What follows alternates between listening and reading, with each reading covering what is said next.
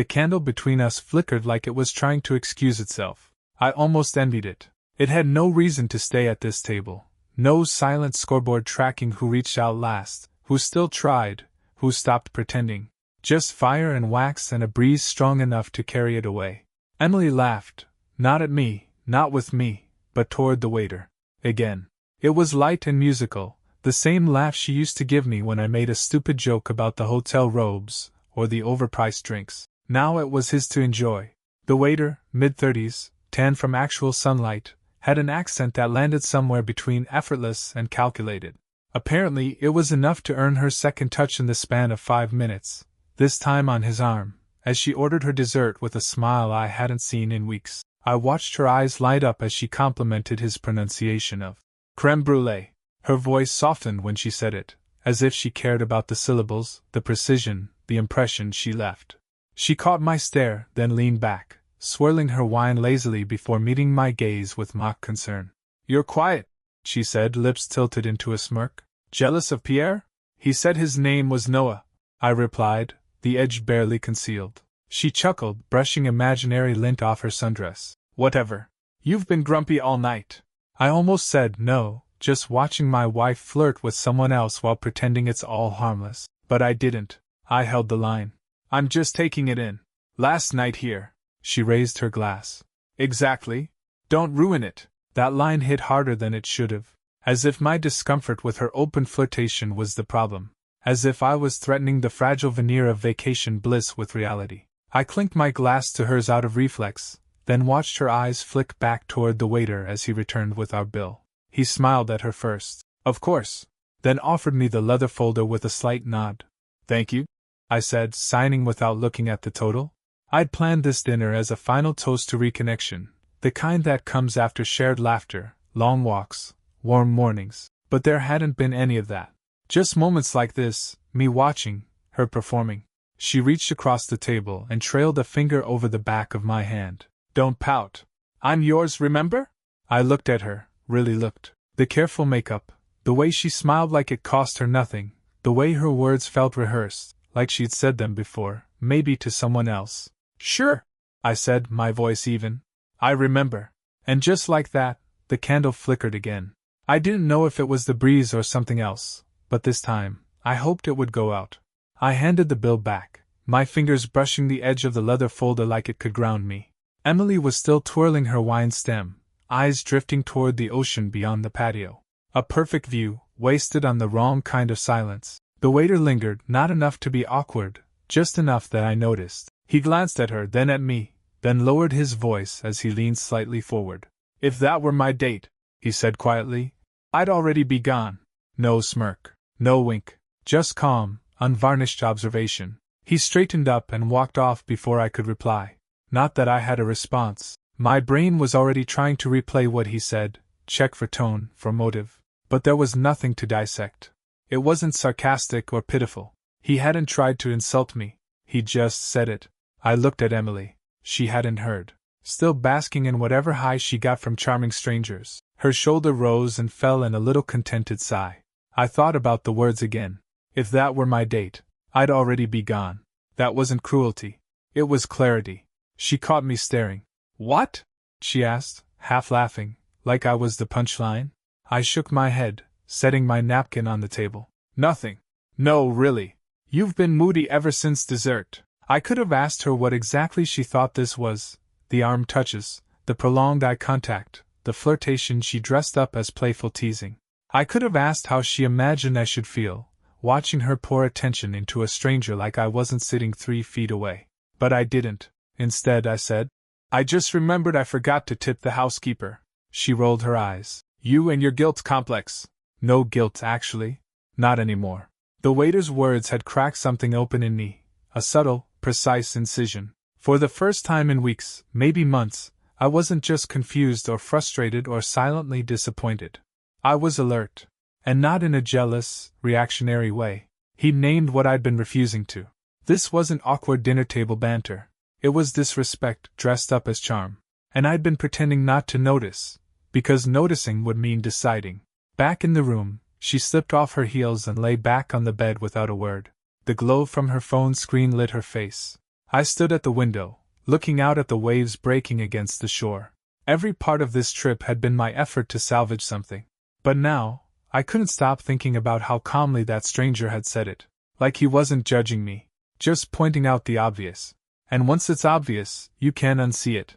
Not when she laughed louder for him than she had for me all week. Not when she reached across the table to touch his arm before she touched mine. And not when she fell asleep on the bed a few minutes later, smiling faintly at something on her phone, while I stood watching the surf and realized I wasn't confused anymore. I was done pretending. It hadn't always been like this. That's the lie people tell when things fall apart. It was never real. But I knew better. I remembered exactly when it started shifting, and just as clearly, when it stopped returning. 3 days earlier, on the second night of the trip, I reached for her hand as we walked through the resort's garden path, lanterns strung between palm trees, soft music drifting from the bar, everything set up like it was scripted for reconnection. My fingers brushed hers. She pulled away. Not sharply. Not rudely. Just enough. I looked at her, confused. You cold? She didn't look up from her sandals crunching on the gravel. No. Just tired. That had been her refrain lately. Tired. Not from work, not from travel. Tired from me. I made the plans, the reservations, packed the wine she liked, and chose the suite with the soaking tub she once joked about needing after stressful days. I'd hoped the setting would fix something. Or maybe just soften it. But she moved through each day like she was checking off boxes. Spa appointment. Brunch. Lounging by the pool. Never next to me. Always with a book, or her phone angled just right. That same night, back in the room, I suggested we take a sunset boat tour the next day, just the two of us. She sighed and pulled the blanket up to her chest like I'd asked her to carry an anvil. Do we have to be joined at the hip every second? The words weren't angry, just dismissive, like I'd asked for too much. No, I'd said quietly, sitting at the edge of the bed. I just thought we came here to spend time together. She didn't answer at first. Then, after a pause that felt like she was deciding whether it was worth responding at all, she muttered, I just need a break from being needed all the time. That stuck, lodged in my chest like a dull, immovable stone. A break from being needed. Not overwhelmed, not burned out. Just detached. So I stopped suggesting after that. I stopped reaching, physically and otherwise. I kept up the routines, dinner plans, sunscreen reminders, small talk over breakfast. But emotionally, I pulled back. I watched instead. Watched the way she perked up when the bartender complimented her necklace. Watched the slow way she typed messages into her phone, head tilted like she wanted the lighting to be just right. It became clearer by the day. I hadn't brought my wife on this trip. I'd brought someone who was already gone, only she hadn't bothered to mention it. And that memory, of her pulling her hand away, of her asking not to be needed, came roaring back last night as she flirted across the dinner table like I wasn't even there. The contrast was staggering. She had energy for strangers, for waiters, for perfect accents, and the performance of affection. But for me? Just a sigh. Just a cold shoulder in a warm bed. It wasn't about tiredness. It was about choice. Who she gave herself to. Who she withheld from. And I was done mistaking withdrawal for exhaustion. She fell asleep fast. The wine helped. But I knew it wasn't just that. Her indifference had a rhythm to it now, minimal effort, followed by easy sleep, as if emotional distance gave her rest instead of unrest. I stood by the sliding doors, watching her reflection in the glass, the bedsheets tangled loosely around her legs, one arm tossed across the empty side I hadn't touched in 2 days. She looked peaceful, untouched by the tension she left hanging in the room like humidity. I slipped on a shirt and stepped outside. I didn't tell myself I was just clearing my head. That would have been a lie. This wasn't about cooling off. This was about deciding. About letting the silence of the night air answer questions I'd been too careful to ask out loud. The walkway was dim but well kept, one of those paths lined with torches and tropical plants meant to feel romantic, but I moved through it like it was a corridor. Past the pool. Past the empty hammocks. I didn't stop until I found the small beachside bar tucked near the edge of the resort's property. Mostly empty. A bartender cleaning glasses. Reggae music humming low in the background. I ordered one drink, sat on the far side, back to the resort, facing the dark ocean. She hadn't even noticed I left. I knew that without checking. That thought used to hurt. Now it was clarity. Somewhere along the way, I'd stopped being part of her world. I'd become something she tolerated, like hotel lobby music, harmless, in the background, easy to ignore. I thought about the waiter's words again. If that were my date, I'd already be gone. There had been a time when I would have defended her, would have explained to that stranger that she was just tired, just overwhelmed, just temporarily distant. But sitting there, drink sweating in my hand, I realized how many times I'd paid for closeness and been handed distance in return. I'd funded this vacation, not just with money, but with hope, with quiet patience, with lowered expectations disguised as grace. I'd swallowed her rolled eyes, her sarcasm, her flirtations dressed up as jokes, all to preserve some version of us that I now realized she no longer cared to maintain. And maybe she didn't need to cross a line to break something. Maybe all she needed to do was treat strangers with more interest than she gave her husband. I finished my drink slowly, savoring the weight of that thought. It didn't hurt the way I expected it to. It felt clean, like something I could finally put my hands around. The problem wasn't confusion. It was certainty. And as I walked back under a sky filled with stars she hadn't once looked up at, I knew I wasn't waiting for a confession anymore. I was preparing for an exit, one she'd never see coming. Because love might explain how we got here, but respect would decide how I left. The sun hadn't fully risen when I sat at the small desk in the suite, the room still thick with the sleep-heavy quiet she never stirred from. Her body curled toward the far edge of the bed like even unconsciousness had its own preferences. I powered on the tablet we'd shared for years, mostly for flights, movies, occasional browsing. She used it more than I did. I wasn't sure what I was looking for. I only knew I wasn't going to ask anymore. I'd asked, in my own way, for months. Through gestures, invitations, plans like this one. Her silence had always answered louder. I opened the browser and checked the Wi-Fi history. It wasn't difficult. She never logged out. And she never assumed I'd look. Most entries were harmless. Shopping sites, travel blogs, a couple of news articles, but one stood out. A tab from late last night. Her messaging app.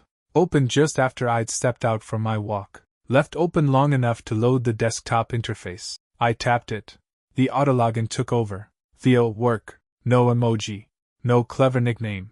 Just sanitized closeness. And it wasn't the first message. Scrolling back, the thread painted a clear picture. Nothing explicit. No declarations.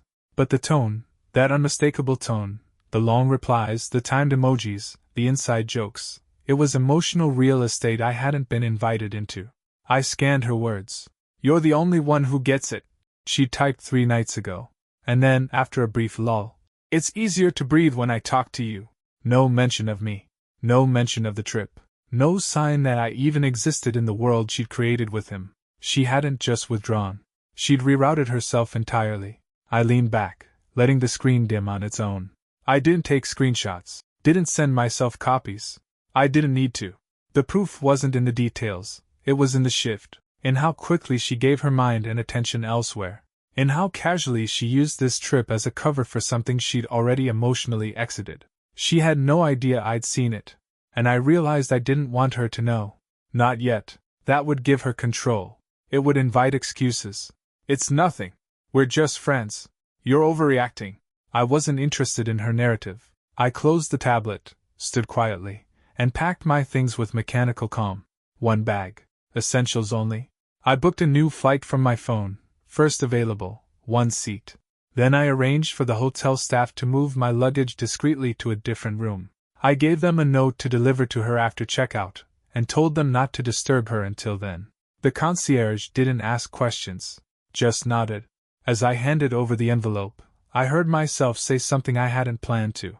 Make sure she gets it after I'm gone. Not before. Because this wasn't a storm. It was a surgical removal. She'd been slipping away in small, deniable gestures. Now I would leave in one undeniable one. I watched the suite door close behind me without a sound. The hallway was silent, wide, and still dim in the early morning light. I didn't feel adrenaline. No rush, no panic, no guilt. Just clarity, the kind that settles in your bones when you've finally decided not to be misled anymore. My new room was on the opposite end of the resort. Smaller, simpler. I didn't care. It was just a place to wait until the flight. I left my wedding ring on the nightstand in the old suite. Not dramatically, just deliberately. She wouldn't see it until after. Until I was already airborne and unavailable. The note I left with the concierge was brief. No accusations, no demands, just facts. Emily, you made it clear you needed space. Now you have it. I'm not coming back to the room. I'm not flying back with you. The rest we'll handle when we're both home. I chose my words carefully. There was no point in rage. She would look for it, expect it. But giving her silence, giving her absence, that would do more. There's a kind of finality in being left without a scene. No argument to twist, no fight to reframe. I left the resort property for the rest of the day, wandered the nearby beach town, had breakfast alone at a cafe with no candlelight, no tension, no forced smiles, just quiet. My flight wasn't until mid-afternoon. I watched the waves from a shaded bench and thought about the first year we traveled together, how she used to lean into me during taxi rides, head on my shoulder, asking if we could move someplace warm one day. That version of her was long gone. Or maybe she'd only rented it for a while. The airline app buzzed with the gate change. I checked in, cleared security, and waited by myself, surrounded by strangers who didn't know I was choosing to walk away from a decade of shared holidays and split bills and framed photos we hadn't updated in 2 years. I didn't answer her texts when they started. At first they were light. Hey, where'd you go? Then slightly irritated. Are you seriously not coming back to the room? By the time she checked out, the tone had changed. You moved rooms? Why? What are you doing? But the concierge had kept their word. She didn't get the note until after. I was already in the air by then. I looked out the window, clouds breaking apart below us, and thought about what it meant to leave someone behind. Not in a cruel way, not as revenge, but as a quiet response to 1,000 moments where she'd already left me, emotionally, mentally, one little disengagement at a time. She would read the note. She would see the ring. She would check her messages and find none. And for once, the silence wouldn't come from me waiting for her. It would come from her realizing I'd finally stopped. The morning air over the breakfast patio was heavier than usual, humid, slow, clinging.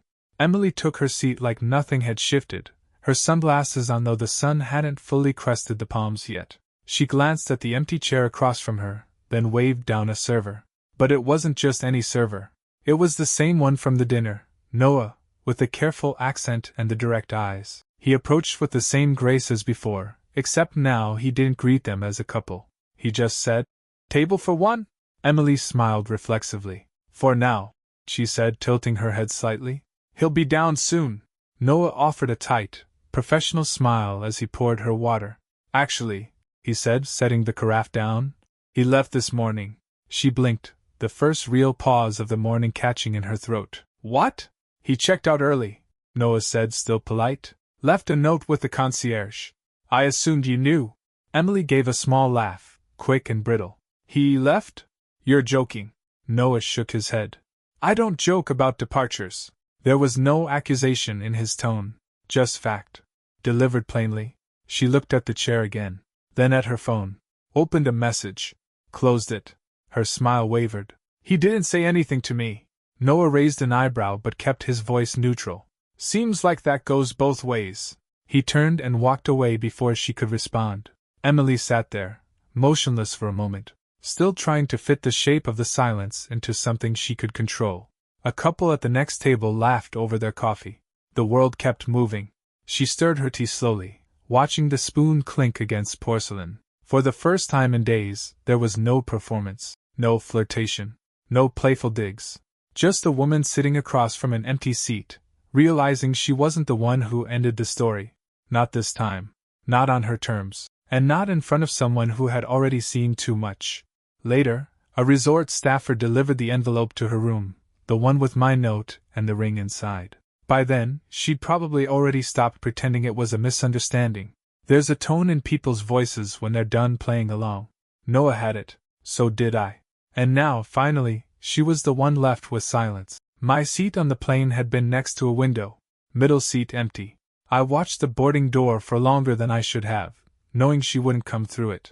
But still, some instinct in me waited, not for hope, exactly, but for confirmation, for the silence to solidify into something permanent. It did. The cabin crew closed the door. The seat beside me stayed empty all the way back to the States. Fitting, really? I'd spent the better part of a year in that very same emptiness, just with her body nearby. When I landed, I turned my phone on and watched the messages load. The notifications came in waves: texts, missed calls, voice messages. Her number. No one else's. Not even the friends we once shared. The silence from them, too, was telling. I didn't block her. Blocking would have felt dramatic, performative, something she might have done in a moment of theater. I wasn't performing anymore. I just let the calls ring. One voicemail finally came through while I was in the cab. "Why would you do this without telling me?" I listened twice, not because it hurt, but because of the phrasing. That's what stuck. Without telling me. As if her being informed was the part that mattered. As if what I'd been feeling, enduring, noticing, all of that required her awareness to be valid. She hadn't asked why I left. She asked why I didn't warn her. I smiled, not because I was amused, but because it confirmed what I'd suspected for months. She didn't miss me. She missed control. Back at the apartment, everything felt cleaner than I remembered. It was just emptier. I'd sent a courier ahead of time with instructions to pick up essentials and drop them at a friend's place. But standing there in the space we'd once filled with travel bags and wine nights and arguments that grew quieter over time, I saw it clearly. There had been no explosion, just erosion. And now the space she used to occupy in my mind felt like that seat on the plane, unclaimed, undeserved. I turned off my phone, took a long shower, ordered takeout from the place she used to complain about, ate it on the floor, cross-legged, in silence. The seat beside me stayed empty, and for the first time in months, that felt like peace. 3 days passed before she walked back into the apartment, or what was left of it. I'd given notice a week prior. My name was already off the lease. The joint account was closed, auto payments rerouted, credit cards cancelled and reissued separately. A copy of the new terms sat neatly on the kitchen counter beside a folder labeled "Courtesy Packet, Legal Protections." I hadn't lawyered up out of rage. I did it because closure needed structure. You can't negotiate with someone who thinks absence is a strategy. You build a wall of facts, not feelings, and let that do the talking. She texted me the moment she stepped inside. "What is all this?" I didn't reply. Then, "Are you seriously doing this over one conversation?" It was almost impressive, how quickly she reduced everything to a single moment, as if months of neglect and flirtation and late-night messages with Theo had all happened in a vacuum. As if I hadn't been present for every inch of her slow retreat. I didn't argue. There was no point. You don't reason with someone who edits reality in real time. What I hadn't expected was the silence that followed, not from her, but from the people around us. Mutual friends, co-workers, the ones who used to smile at us together, who watched her charm rooms while I quietly held the space behind her. Their texts started coming to me instead. One stood out. A mutual friend we both leaned on during rough patches. "Honestly, we saw how she treated you. No one's shocked." It was a simple message. No drama. No gloating. Just a quiet acknowledgement that I wasn't crazy, that the signs had been there, and I hadn't been the only one reading them. Emily didn't lose just a partner. She lost the audience she thought would applaud her story. People had watched her flirt, watched her diminish me in small public ways, brush off concern with dismissive jokes.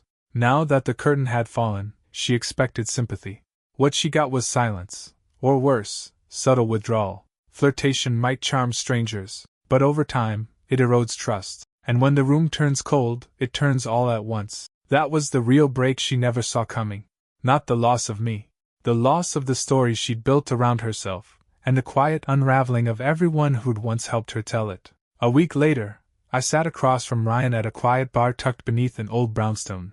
One of the few mutual friends who'd stayed close after the split, but not blindly loyal to either side. He was sharp, observant, a little too honest to play referee. He slid a glass toward me without asking what I wanted. "So, that's it." I nodded. "That's it." He leaned back, studying me. "She's been reaching out. To everybody. I figured," I said, watching the way the amber light hit the rim of the glass. "She's not handling the silence well." I didn't smile, but something in me relaxed. "I didn't leave to punish her, Ryan." "I know," he said, then paused. "But it's punishing her anyway." He told me about the group messages she'd started. The way she tried to spin it, that I was impulsive, dramatic, emotionally fragile. That the whole thing was an overreaction. But people weren't buying it. Not anymore. He stirred the ice in his drink. "You know what did it?" I shook my head. "She told me you disappeared on her." I asked her what she thought had happened at that dinner. She got defensive. Said you were sulking the whole time? Called the waiter's comment inappropriate. He met my eyes. I told her the waiter was just saying what the rest of us have been thinking for a long time. I didn't reply. Didn't need to. Ryan took a breath. She used to be different. But lately, she only lights up when it benefits her. He didn't say it to be cruel. Just real. That's what hit me, how quiet truth sounds when it comes from someone who doesn't owe you anything.